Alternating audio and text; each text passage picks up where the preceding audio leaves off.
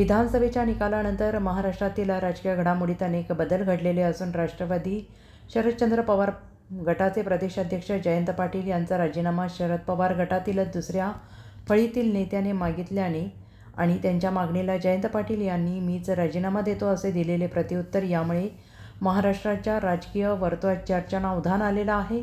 विधानसभेच्या निकालापासून राजकीय विश्लेषकांकडून जयंत पाटील यांच्या भूमिकेविषयी विविध तर्कवितर्क मांडले जात आहेत. महायुती सरकार सत्तेत आल्यानंतर त्यांचा झालेला मंत्रिमंडळ विस्ताराचा विलंब, त्याबरोबर अद्यापही प्रलंबित असणाऱ्या पालकमंत्र्यांची निवड हा जयंत पाटील आणि शरद पवार गटातील काही नेत्यांमुळे अडकून असल्याच्या चर्चा जोर धरूच लागल्या आहेत.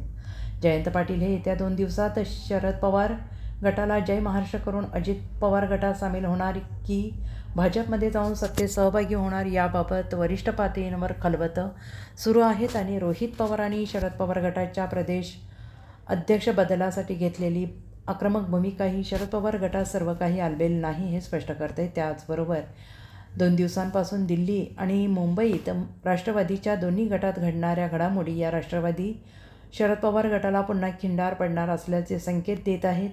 जयंत पाटील यांच्या भूमिकेविषयी जाणून घेण्यासाठी त्यांचे विश्वासू निष्ठावान सहकारी संजय बजाज यांच्याशी संपर्क केला असता ते बाहेर असल्याने त्यांची भूमिका अद्यापही स्पष्ट झाली नाही.